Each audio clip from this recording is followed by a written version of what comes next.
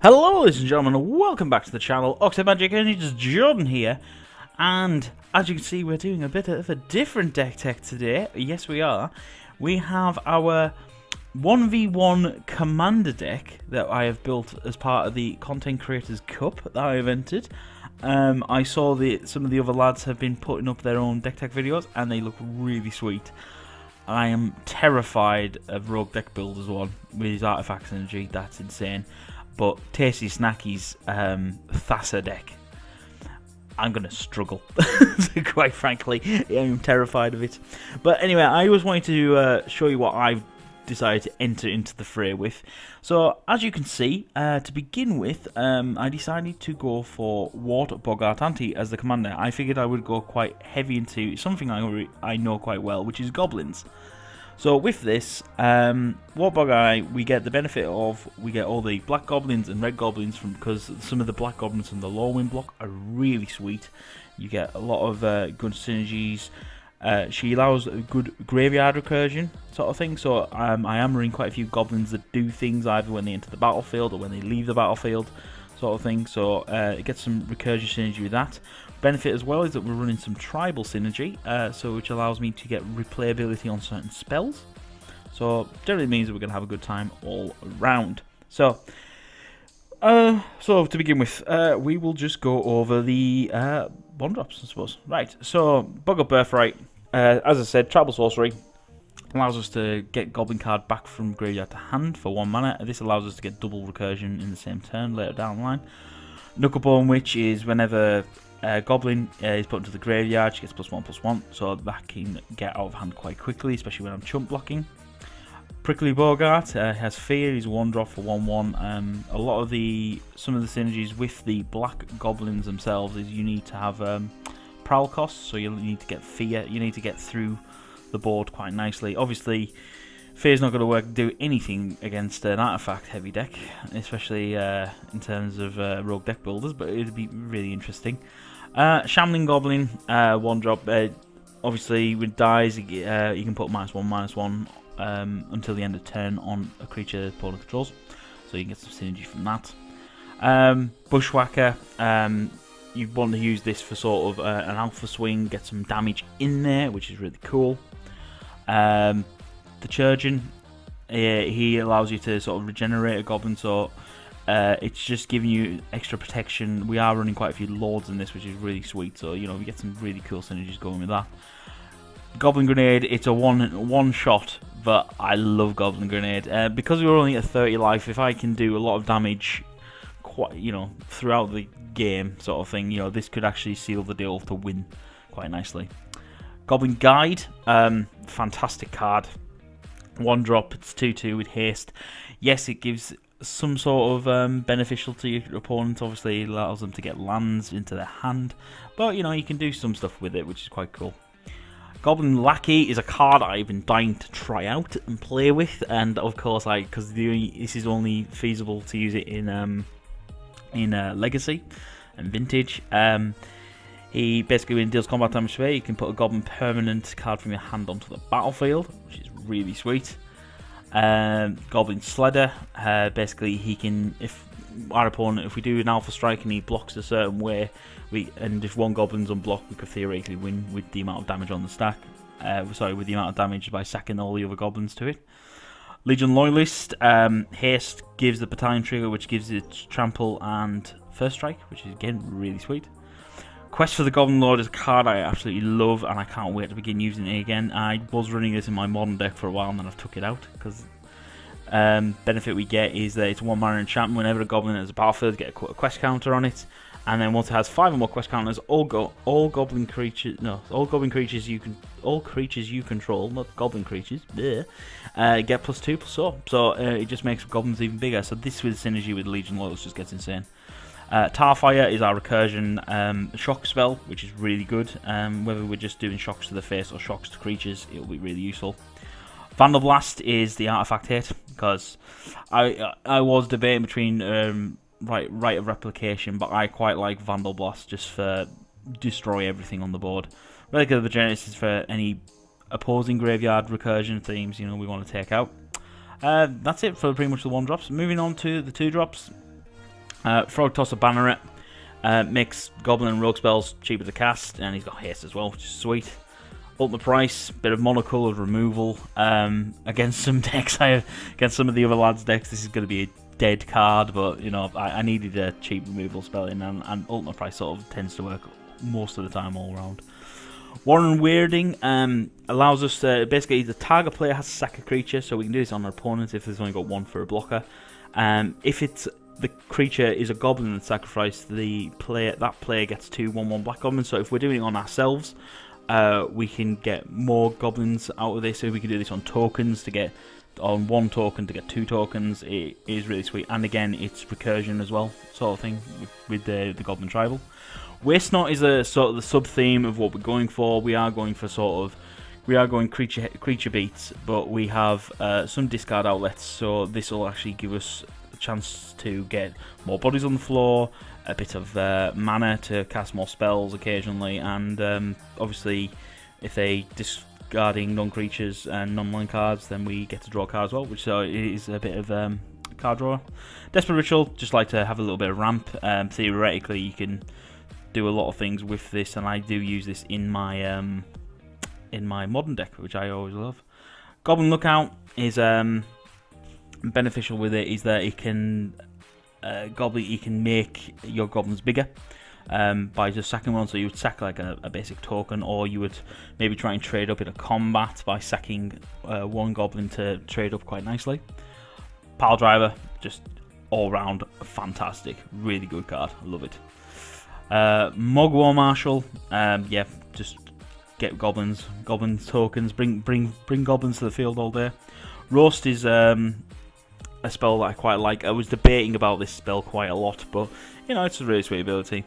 Smash Spin Range, some more artifact removal, and it does damage to the artifact's controller.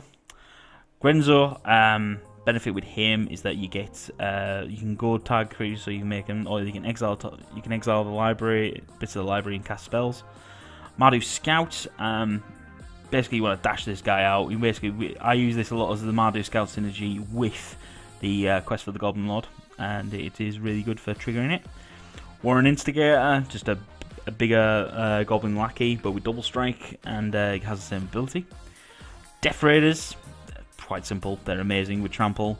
Spike Jester, same again, but with haste. We have some Lightning Greaves, Rakdos Signet. These are just that's protection mainly for any of the lords, or even just on the commander itself. Rakdos Signet obviously help out. Boggart Harbinger, benefit with this, when it enters the battlefield, we get to tutor for a goblin, which, as you can see, we have a lot of options. Boggart Auntie is another lord. Sorry, that's the first of our lords, isn't it? Apologies for that. Obviously, goblins get +1/+1. And you can tap to regenerate another target goblin, which is really sweet. Stupor is a spell that I was debating on what discard spell I liked, and I quite like this one. There are cheaper discard spells, of course, but this one sort of, you know, the random target opponent will discard at random, then discards a card. Is really sweet because I like the random element rather than making them allow them to sort of choose 2 cards. Tormented Thoughts, obviously you get sack a creature. Depending on its power, the opponent's going to discard cards to that. Ruinous Path is Sorcerer Speed. This is really for our Planeswalker removal, is what we're focusing on with that. Blood Moon is a card that I have put in. I love the effect that it does. Now, this isn't going to hit some of the lads' decks that I have seen, and it does affect us as well, but it is a really sweet card, and it can turn off some decks. Boggart Shenanigans is one of our more useful Goblin Tribal cards. Obviously, whenever Goblin we control is put into a graveyard, it deals 1 damage to target player. So it's really sort of helpful protection from board wipes. Fever just gives all our goblins haste, which is really nice and sweet. The Matron tutors for another goblin, which sort of keeps our hand fresh. Goblin Rabblemaster just basically keeps generating tokens nicely for us. Tuktuk, sweet card, get haste, and then obviously we get a Goblin Golem out of it, which is really cool. So again, with recursion with Boggart Auntie, we get a lot of things from that. Chieftain is just nuts. The same with the King, especially the Goblin King and Blood Moon. Goblin King and Blood Moon synergy is just fantastic. the Goblin War Chief just helps us get make our goblins even cheaper to cast, and also another haste generator. Holding Outburst just for getting tokens. Krenkor's Enforcer just for the big, having a bigger goblin in terms of body. Sensation Gorge is a card that I've fallen in love with. I use it in my modern red deck. This just allows us, obviously, with the kinship trigger, to get more synergy, and it effectively can make this and Waste Not is just a fantastic synergy together. But the benefit we get is that we do have little card draw, and so we tend to get empty-handed quite quick. But this allows us to get more benefits by sort of being able to draw five cards on our draw step. Rakdos Cluestone, obviously, just for a bit of mana ramp. Blackcleave Goblin is there for the infect kill. If I somehow manage to do it, I highly doubt it'll happen, but you never know. It can certainly is a good blocker, because of course you can put -1/-1 counters on the creatures. Boggart Mob is just a very large goblin that has to be dealt with. Obviously, it still dies to Fatal Push. In fact, pretty much everything on this list will die to Fatal Push, but it's still good synergy and recursion as well, and you can get rogue tokens, rogue goblin tokens out of it as well. Fodder Launcher is just another removal spell to help, and we got recursion synergy with it. Squeaking Pie Grubfellows, I love that name. Obviously, we get another kinship trigger, and you get to make your opponent discard cards. Stinkdrinker Bandit, prowl cost, fantastic. Of course, any rogues that go unblocked get a power up as well, which is really sweet. Goblin Battle Jester, this just allows us to get through for damage, which is really nice. Heelcutter is the same, and we can dash him out a turn early, which is really cool. Horde of Boggarts is a creature I quite like the look of. I've not had a chance to play with him yet. Its power and toughness are equal to the number of red permanents we control, so obviously, depending on, this can get blown out quite badly, but it's definitely got some synergy with it. Razerunners is fantastic. Basically, we get to sacrifice late game if we're getting land flooded and we don't know what to do. We can start sacking lands to put 1/1 counters on it, and then it'll start doing damage at the end step, which is really sweet.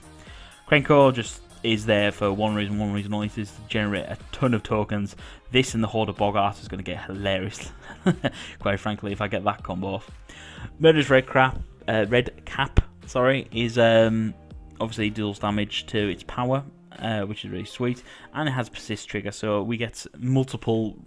You're going to get multiple uses out of it each time it dies and goes to the graveyard, and once it's there permanently, we can get it back with the Auntie.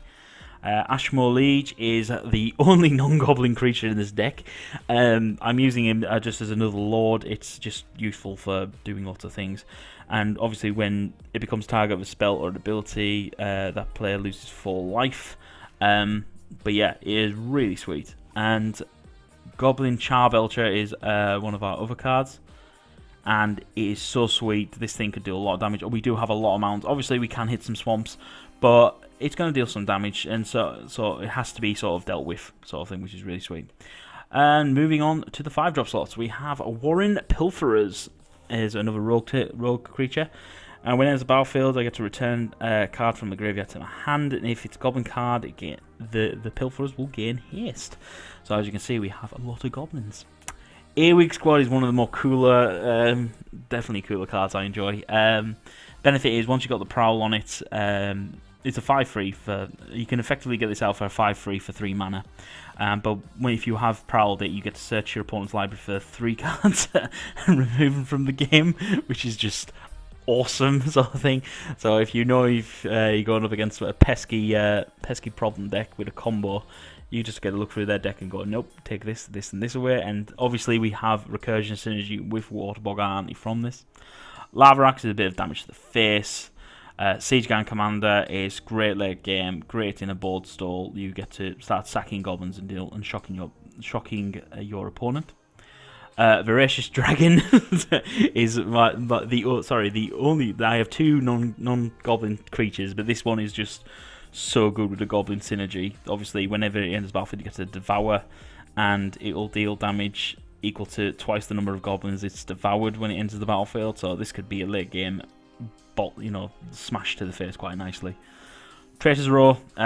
It's just to stop your opponent having.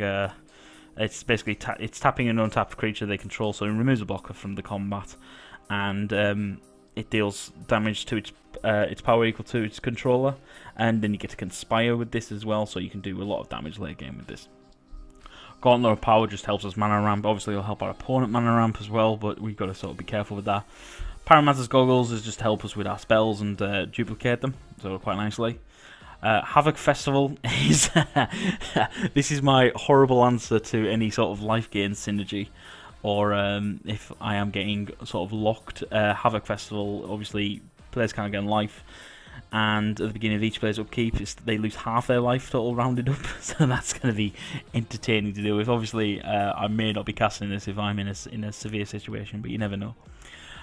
In the X slot, as they've put it as, we have Ravaging Blaze, which deals X damage to target creature or player, and if you've got Spell Mastery, you also deal X damage to that creature's controller, so it's another good removal spell.